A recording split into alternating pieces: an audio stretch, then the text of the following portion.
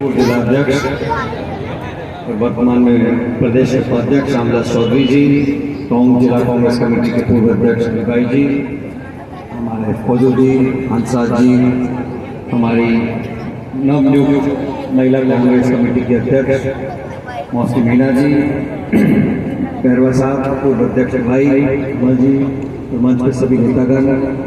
सबसे पहले तो मैं बधाई देना चाहता हूँ मौसमी जी को कि आपको पार्टी ने जिम्मेदारी दी है और महिलाओं को और महिला कांग्रेस को नई ताकत देने का काम आप करेंगी, ऐसा मैं पूरा विश्वास मेरे में है। और मैंने पूछा भी, मैंने कहा आपका पहला भाषण था, तो कहा मेरा पहला भाषण था, तो पहला भाषण मुझे लग रहा है आपका पूरे नंबर मिल गए, आपने बढ़िया भाषण दे दिया।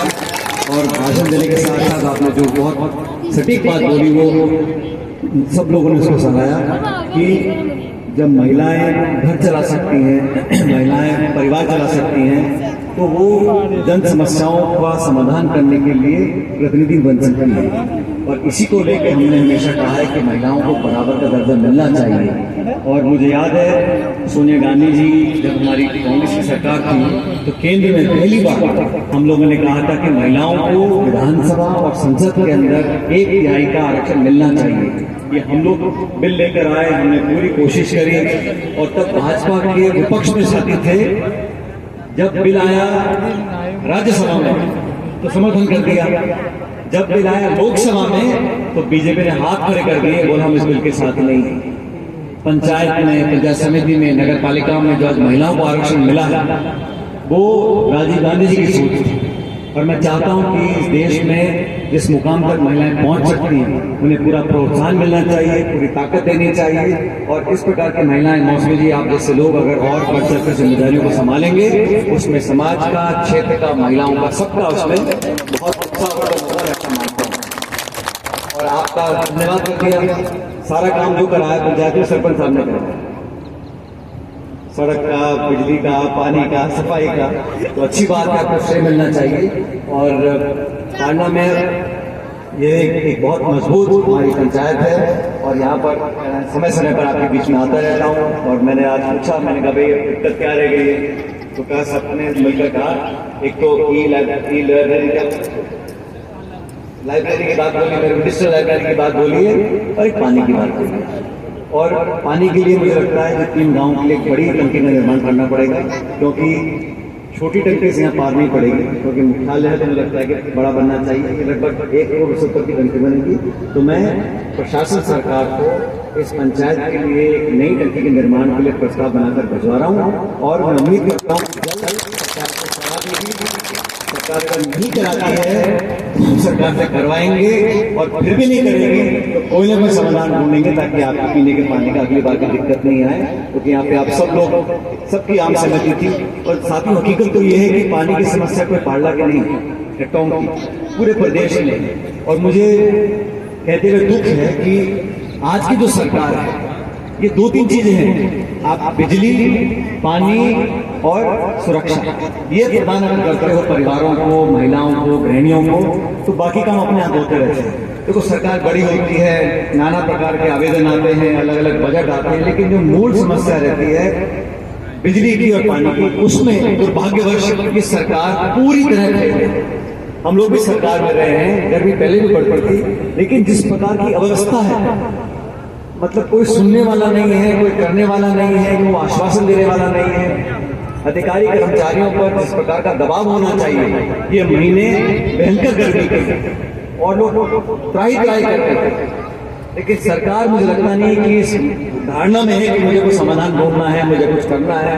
वो तो अपना अलग तरह का एजेंडा है उनका, मंदिर और मस्जिद और पूजा और हिंदू और मुसलमान और हिंदुस्तान और पाकिस्तान, वो वहीं इसमें घूम जाता है। लेकिन धरातल पर जिस प्रकार हमने कानून बनाया था, नरेगा कानून बनाया, लोगों को दिहाड़ी का संवैधानिक अधिकार दिया था, शिक्षा का अधिकार दिया था, खाद्य सुरक्षा का अधिकार दिया था, लोगों तक वो जनता का पैसा जनता तक पहुंच सके, इस प्रकार का नीति निर्माण सरकार को करना चाहिए।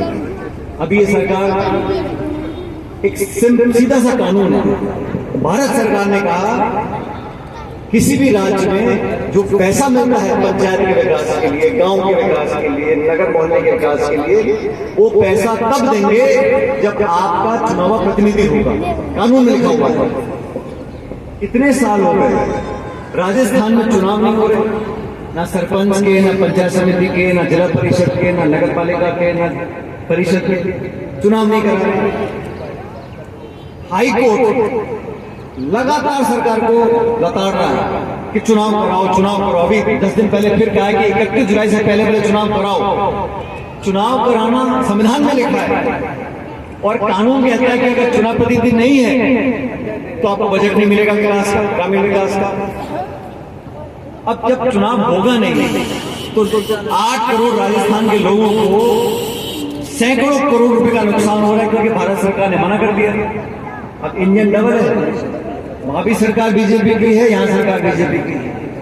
चुनाव क्यों नहीं करा रहे तो सरकार बोलती है कचहरी में हम चुनाव नहीं करा पा रहे क्योंकि बहुत ज्यादा गर्मी है। हम लिख के दे रहे हम चुनाव नहीं करा पा रहे, फला रिपोर्ट हमारे पास नहीं। कोर्ट ने बोला वही मैं सुनना नहीं चाहता हूं, कोर्ट ने कहा चुनाव कराओ। बार बार बहाने डालकर चुनाव को टाल रहे हैं। ना तो छात्रों को चुनाव कराए, छात्र चुनाव, ना पंचायत चुनाव, नगर पालिका चुनाव। जो काम जनप्रतिनिधि को करना है, जो आपका प्रधान प्रमुख सरपंच है, जो काम वो कर सकता है वो कोई बाबू नहीं कर सकता। उसे थोड़ा आपसे वोट लेना है। अधिकारी अगर पोस्टिंग चला जाएगा अपने घर पर, उसे क्या मतलब। तो चुनाव कराना बहुत जरूरी है, लेकिन आप चिंता मत करें, आपके हर दुख सुख हम साथी बनकर रहेंगे। और मैंने बेड़ा उठाया है कि हर गांव, हर पंचायत में जितना ज्यादा हो सके हम आपके अपने धनराशि पहुंचाएं, विकास की योजनाएं पहुंचाएं, आप लोगों को संभालते रहें। अभी मुझे बताया कि आपकी नवाबपुरा समीनपुरा की जो सड़क है उसका 35 लाख रुपये सैंक्शन हो गया और बहुत जल्द वहां पर काम चालू हो जाएगा। पार्ला में पीने के पानी के लिए मैं फिर प्रस्ताव भेजूंगा और जल्द से जल्द कोशिश करूंगा कि आपकी बड़ी टंकी का निर्माण हो जाए। मेरे और भी बहुत काम होंगे, हम सब करेंगे, लेकिन मेरा आपसे इतना निवेदन, जैसा हमारी जिलाध्यक्ष जी ने बोला, महिलाओं को आगे आना पड़ेगा और आप सबको सोचना पड़ेगा कौन हमारे दुख सुख का भागीदार बनना चाहता है और कौन भावनाओं में बहकाकर हमारी वोट लेना चाहता है। तो गरीब है, पिछड़ा है, किसान है, महिला है, दलित है, आदिवासी है, अग्रह, सब लोगों को साथ लेकर जो चलते हैं उन लोगों का ताकत समर्थन दो। आप सबने, हम सभी नेताओं का यहाँ पर स्वागत किया, सम्मान दिया, उसके लिए आपको बहुत बहुत धन्यवाद देता हूँ। और आपको आश्वासन करता हूँ कि इस क्षेत्र के अंदर चाहे सरकार किसी भी दल की हो, लेकिन हमारे इलाके में हम कोई कमी नहीं आने देंगे। और ज्यादा ये लोग हमको परेशान करेंगे, बिजली पानी के लिए अगर समस्या ज्यादा खड़ी होगी तो आंदोलन करेंगे और सरकार को मजबूर करेंगे। आपका बहुत बहुत धन्यवाद। एक बार बहुत बहुत शुभकामनाएं महिला अध्यक्ष बनने के लिए। राम राम।